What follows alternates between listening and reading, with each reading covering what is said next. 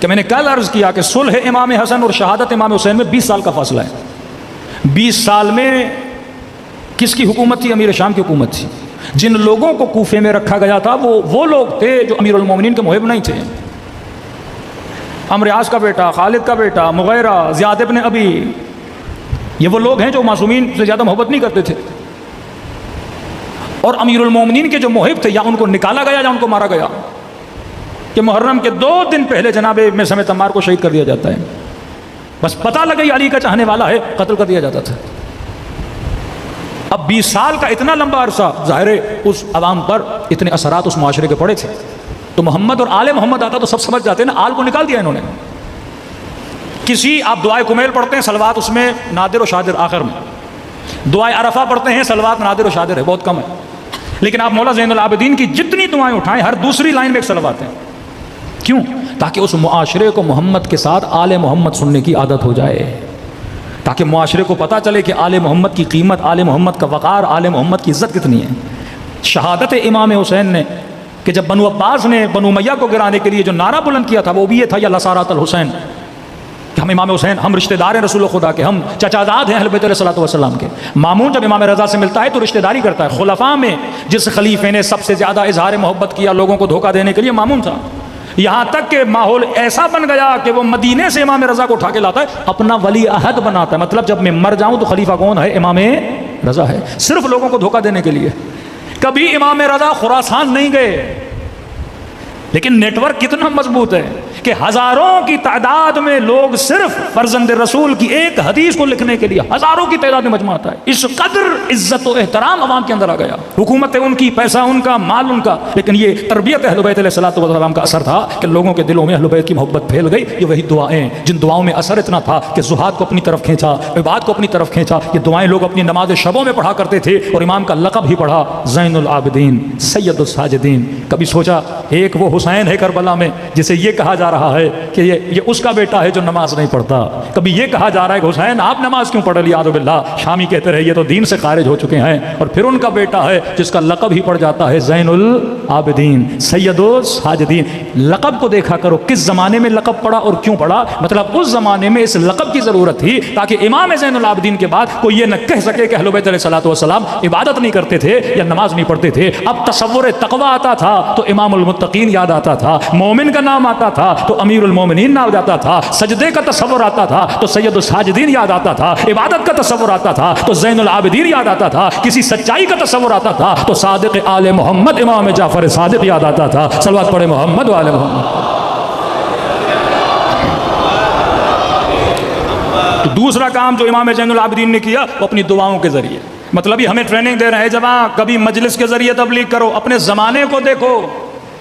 आज शायद एक मजलिस का इतना असर ना हो जितना सोशल मीडिया की एक पोस्ट का असर हो। आज शायद घंटे की मजलिस इतना असर न रखे जितना 2 मिनट का क्लिप असर रखे। ये तुम्हारे अंदर सियासतुल इबाद के हर ज़माने में किस तरह तुमने काम करना है, अहले बैत ने सीक्रेट चीज़ें बताई हैं कि कभी हार्ड वॉर का ज़माना है, कभी सॉफ्ट वॉर का ज़माना है। अभी जंग नर्म है, जंग सख्त नहीं है। पहले ये था कि वो मुल्क ताकतवर है जिसके पास एटम बम है, जिसके पास असला है, जिसके पास फौज सबसे ज़्यादा है। आज नहीं है, आज जिसके पास टेक्नोलॉजी है, आज जिसकी इकोनॉमिक सबसे ज़्यादा मजबूत है, लोग उसकी तरफ खिंचते हो जाते हैं। आज जिसके पास ये जो मुख्तलिफ टेक्नोलॉजीज़ आ रही हैं, इंफॉर्मेशन का ज़माना है, डेटा का ज़माना, जिसके पास डेटा सबसे ज़्यादा, इंफॉर्मेशन सबसे ज़्यादा, वो इंसान कामयाब है। आज दुश्मन के साथ लड़ना चाहते हो, ये सोशल मीडिया का ज़माना। इमाम कभी सुलह करके बेनकाब कर रहे हैं, कभी दुआएं पढ़ के तबलीग कर रहे हैं, कभी ग़ुलाम ख़रीद के तबलीग कर रहे हैं। आज के जवान को सोचना चाहिए, कोई IT में है, कोई इंजीनियर है, कोई साइंस में है, कोई फिज़िक्स में है, मैं किस तरह इमाम ज़माना की खिदमत कर सकता हूँ।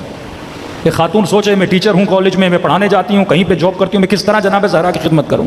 मैं सिस्टम ऑफ इमाम ज़माना का फ़र्द कैसे बन सकता हूँ। अगर मुझे इस नेटवर्क का फ़र्द बनना है तो मैंने सिर्फ पैगाम अहयू अमरना, मासू फरमाते हमारे अमर को ज़िंदा करो, हमारे फरमान को ज़िंदा करो। तो जितना आप फरमान अहले बैत को ज़िंदा करेंगे उतना ये नेटवर्क क्या होगा, ज़िंदगी इस नेटवर्क को मिलेगी, और जितना ये मजबूत होगा उतनी जल्दी इमाम ज़माना का ज़हूर भी होगा। सल्लल्लाहु अलैहि मोहम्मद व आले मोहम्मद पर। अब थोड़ी देर के लिए आप शाम के माहौल को समझिए, फिर आपको पता चलेगा कि अहले बैत का मुकाबला और सामना किन लोगों के साथ है। शाम आज़ाद हुआ उमर के ज़माने में, खलीफे सानी। शाम का सबसे पहला वाली यजीद इब्न अबी सुफियान, माविया का भाई। उसके बाद खलीफा बना माविया इब्न अबी सुफियान। उसके बाद खलीफे बने यजीद, यजीद के बाद फिर माविया। मतलब शामियों ने अली नहीं देखा, शामियों ने रसूल नहीं देखा। आप समझो, आप एक नए मुल्क को फतह करते हो और जब से मुल्क फतह हुआ उनके हुक्मरान बनु उमय्या थे। एक इस्लाम का वर्जन मदीने में था जिन्होंने रसूल को देखा था, एक इस्लाम का वर्जन मक्के में था जिन्होंने रसूल को देखा था, एक इस्लाम का वर्जन कूफे में था जिन्होंने अली को भी देखा, हसन को भी देखा और खुलफा को जानते थे वो लोग, क्योंकि आना जाना था। मदीने वाले लोग यहाँ आते थे, ये वहाँ जाते थे। इस शहर को आबाद गालिबन साद इब्न अबी वक्कास से किसने आबाद किया? ये शहर कूफा रसूल खुदा के ज़माने में नहीं था, रसूल के बाद ये शहर आबाद हुआ और इतनी कसरत से आबाद हुआ कि इसमें बड़ी बड़ी आबादी आई। अब शाम के लोग वो हैं जिन्होंने रसूल देखा नहीं, जिन्होंने अली देखा नहीं, जो अली को जानते नहीं। अब शामियों को जो बनी उमैया ने बताया वही अली था उनके ज़हन में। मतलब एक शामी अगर ये कह रहा है कि अली इब्न अबी तालिब की शहादत मस्जिद में हुई है और ताज्जुबन पूछ रहा है कि क्या अली भी नमाज पढ़ते थे, वो लिटरली ये बिलीव करता था कि अली नमाज नहीं पढ़ता। उसकी जहन साजी ऐसी की गई थी, शामी का कसूर नहीं है।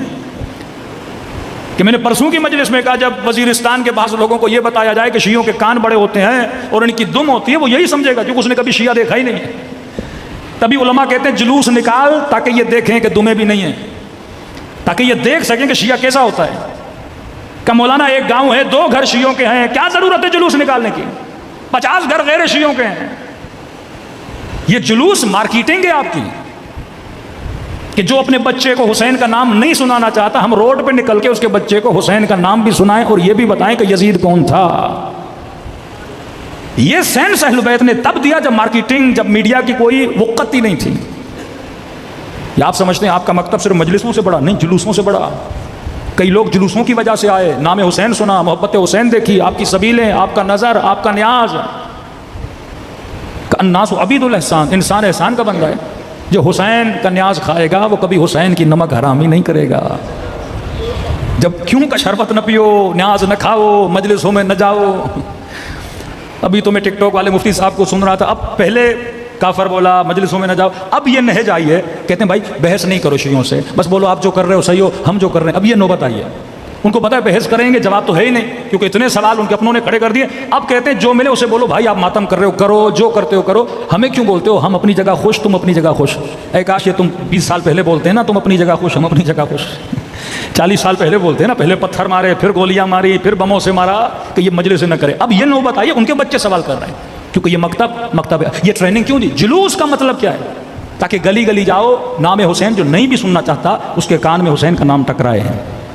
नूहे चलाओ ताकि उनको पता चले इमाम हुसैन की कोई बेटी थी, जुल्म हुआ, कोई नबी की नवासी थी जिसकी चादर छीनी गई, कुछ अहले बैत थे जिनको बाजारों में ले जाया गया। फिर इनके जहनों में सवाल पैदा हो, वो कौन था जो दरबार में लेकर गया?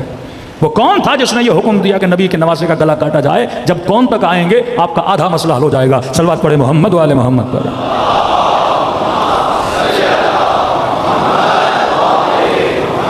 20 ईयर्स, 20 साल का ज़माना, जिस 20 साल में अमीरुल मोमिनीन के चाहने वालों को कत्ल भी किया गया, जिस 20 सालों में आले रसूल के लिए तबलीग भी की गई।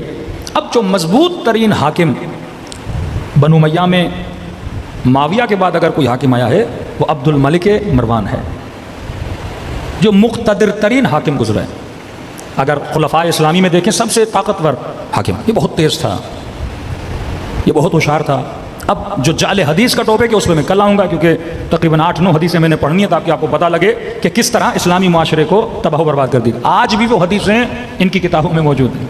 आज भी अगर यजीद के दिफा में अगर कोई हदीस लाई जाती है, बुखारी से वो हदीसें लाई जाती हैं। तो मैंने उस दिन पढ़ी थी कि रसूल खुदा फरमाते अगर कोई ऐसा बंदा हाकिम बन जाए, वलौ हबशियन, अगर हबशी काला भी हो, फासिक व फाजिर भी हो, तुम मुसलमानों को हक़ नहीं उसके खिलाफ क़ियाम करो।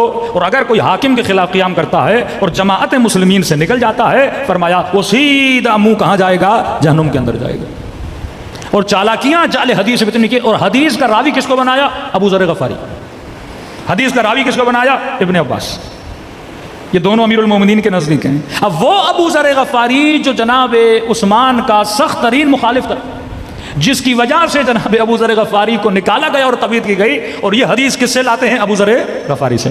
कि कुछ मुसलमान गए रबज़ा में, जनाब अबू ज़र गफ़ारी से मिलने गए और कहा अबू ज़र गफ़ारी आपने हम क्या करें, हम आपके साथ चलें। अबू ज़र गफ़ारी ने कहा नहीं, मेरे रसूल ने फरमाया है हाकिम कैसा भी हो, कुछ भी हो, उसके खिलाफ क़याम नहीं करना, और हम जमात मुस्लिमीन से निकल गए तो कहाँ चले जाएंगे? जहन्नुम में चले जाएंगे।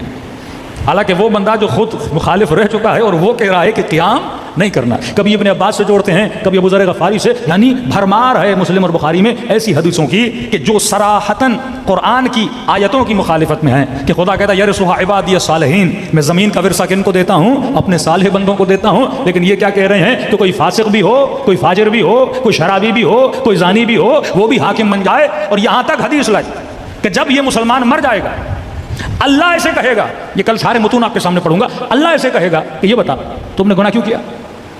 तो कहेंगे परवरदिगारा तूने कहा कि मेरे अंबिया की इताअत करो, हमने की। तूने कहा मेरे रसूल की इताअत करो, हमने की। और आपके नबी ने कहा कि हाकिम फासिक भी हो, फाजिर भी हो, उसकी इताअत करनी है। तो परवरदिगारा हमने गुनाह तो किए, अब वो गुनाह हमारी गर्दन पर नहीं है, गुनाह हाकिम के गर्दन पर है। तो कहते हैं अल्लाह उसको कहेगा अच्छा चलो ये बात सही है, इनको जन्नत में ले जाओ। मतलब अल्लाह को भी पता नहीं होगा, ये अल्लाह को समझाएंगे कि आपके नबी ने ये कहा है, और अल्लाह इनको कहेगा कि आप जन्नत में चले जाओ। मतलब उम्मत ने हाकिम के कहने पर जितने गुनाह किए उम्मत बरी जिम्मा है। जिस तरह आजकल मसीही कहते हैं हजरत ईसा सूली पे चढ़ गए और जितने हम गुनाह करेंगे ईसा वो सजा जो है सारी भुगत के गए हैं, और हम सारे हजरत ईसा की वजह से कहाँ जाएंगे? जन्नत में चले जाएंगे। तभी उम्मत में ये एहसास ही पैदा नहीं हुआ कि हमने खलीफे के खिलाफ उठना है, या हमने बादशाह के खिलाफ उठना है, या हमने कभी टोकना भी है, या हमने कभी मुखालिफत भी करनी है, या हमने कभी उसके फिस्क फजूर पे बात करनी है। फिर कहते हैं इन हदीसों की रोशनी में हुसैन इब्ने अली को क़याम नहीं करना चाहिए था। जब असहाब रसूल मदीने में खामोश थे, फिर हम सवाल कर सकते हैं ना वाक़े हर्रा क्यों हुआ? मौला हुसैन शहीद हो गए, फिर रसूल का सहाबी शाम जाता है, यजीद की हरकतों को देखता है, फिर शाम से वापस मदीने आता है, फिर मदीने वालों को कहता है कि जो हुसैन कह रहे थे वो सही था। फिर यहाँ पे इमाम ज़ैनुल आबिदीन इनका फिर साथ नहीं देते। फिर जो वाक़े हुर्रा में हुआ, काबतुल्लाह की तौहीन हुई, मस्जिद नबवी में घोड़े खड़े कर दिए गए, 3 दिन मदीने को हलाल करार दिया गया। उस वक्त भी किरदार इमाम ज़ैनुल आबिदीन कि आले मरवान को उस वक्त अगर पनाह लेनी पड़ी तो इमाम ज़ैनुल आबिदीन के घर में लेनी पड़ी। सलवात पढ़े मोहम्मद व आले मोहम्मद।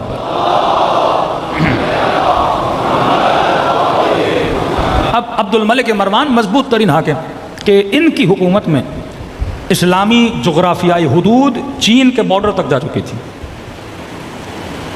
इन्होंने बहुत काम किए उन हुकूमतों में, अपना दिरहम दीनार के सिक्के इन्होंने छपवाए। ये इस्तिलाह मुस्लिम ये अब्दुल मलिक मरवान ने बनाई। यानी पहले मुसलमान एक दूसरे को मुसलमान नहीं कहते थे, कहते थे मोमिन है या मुहाजिर है। इन्होंने ये नाम दिलाया मुसलमानों को कि जब मुखातब हो तो क्या कहो, ये मुस्लिमीन हैं। दूसरा, इन्होंने अवाम के अंदर जज्बात देखे बनु उमैया के खिलाफ, तो इन्होंने अपने ही रिश्तेदारों से इजहार बरात किया, क्योंकि ये चचाजाद थे अमीर शाम के, उनसे इजहार बरात किया। पहली हुकूमतों में जितनी हदीसें बनी थी अक्सर रावी शामी थे, और इतनी जाले हदीस की गई। इन्होंने एक नया काम किया, इन्होंने कहा अब क्योंकि वाक़ईन शाम के लोग हमारी बातों पर अब ध्यान नहीं दे रहे, क्योंकि शामी मुसलमान नहीं थे, इनको मुसलमान बनाया, अदालत का नारा लगा के वो कत्ल कर रहे हैं। इस्लाम में कत्ल नहीं है, इस्लाम में अदालत है, इस्लाम में हिकमत है। इन्होंने देखा भाई आप भी वही काम कर रहे हो, काबतुल्लाह को कोई गिरा रहा है, वही कातिल वही गारत। तो लोगों के अंदर भी एहसास बेजारी पैदा हुआ। तो इन्होंने बनु उमैया से इजहार इब्जार किया, और कुछ रावियान हदीस को जो मदीने के थे उनको शाम बुलाया कि अब मिंबर पर कोई ऐसा बंदा नहीं बैठेगा जो शामी हो। लोगों का भरोसा जीतने के लिए मदीने से बंदा बुलाया, उसका नाम भी कल बताऊंगा, साहब रसूल, उसे बुलाया ताकि अब वो लोगों को हदीस सुनाए कि रसूल खुदा ने ये कहा, रसूल खुदा ने ये कहा, ताकि अहले शाम को यकीन हो कि ये क्या कह रहे हैं, सच कह रहे हैं। उनको पूरी और नेटवर्क अब्दुल मलिक मरवान का इतना मजबूत था, अगर ये कोई फैसला करते थे, कहते हैं विदिन 6 मंथ पूरे आलम इस्लाम की हुदूद में वो फैसला पहुंच जाता था। अब शाम में हुकूमत अब्दुल मलिक की, मदीने में हुकूमत अब्दुल्लाह इब्न ज़ुबैर की, इन दोनों का आपस में टक्कर होता है। अब शाम के लोग मदीने जाना चाहते हैं, इनको पता है कि हमने 20 साल या इतने साल शामियों को मदीने नहीं जाने दिया, शामियों ने कभी असहाब रसूल की हदीसें नहीं सुनी। अब अगर कोई शामी मदीने चला जाता, रसूल खुदा की बात को सुनता, ये बड़ा ताज्जुब करते थे। एक शामी मदीने आता था, इमाम ज़ैनुल आबिदीन से मिलता था, फौरन उसका माइंड चेंज, कहते हमने जो सुना है वैसा तो कुछ भी नहीं है। इमाम हसन से मिलते थे, गालियां देते थे, लेकिन इमाम हसन का किरदार देखते थे, परेशान होकर पूछते थे अरे जो हमें बताया गया वो और है, जो हमें दिखाया जा रहा है वो और है। जंग सिफ़ीन में आते थे, अमीरुल मोमिनीन से मिलते थे, ये फौरन बदल जाते थे, अरे जो हमें कहा गया वो अली और है, जो हम देख रहे हैं वो अली और है, जो हसन बताया गया है, जो दिखा रहे हैं वो और है। बिल्कुल इसी तरह आज जो शिया उनको बताया गया वो और है, हकीकत में जो शिया है वो और है। इस कदर मजबूत इनका प्रोपेगेंडा था। लिहाजा अब्दुल मलिक नहीं चाहता था कि ये लोग मदीने जाएं। तो कहते हैं एक हदीस इसने बनवाई, जाली हदीस। किसी ने हदीस बनाई कि रसूल खुदा ने फरमाया कि सिर्फ 3 मस्जिदें एहतराम वाली नहीं है, मस्जिद अक्सा का भी बहुत बड़ा एहतराम है। और फरमाया जब नबी मेराज पर गए थे तो उस पत्थर पे पांव रख के गए थे, जो पत्थर कहाँ है? मस्जिद अक्सा में है। और उस पत्थर की इबादत करना बिल्कुल ऐसे है जैसे खाने खुदा की तवाफ़ करने इबादत करना, ताकि ये शामी मदीने न जाएं। ये सारे शामी कहाँ जाते थे? फ़िलिस्तीन जाते थे, सिर्फ इस नीयत से कि अगर हम मक्के नहीं जा सकते तो वही सवाब हम कहाँ कमाने जाएं? हम फ़िलिस्तीन में कमाने जाएं। सलवात पढ़े मोहम्मद वाले मोहम्मद पर।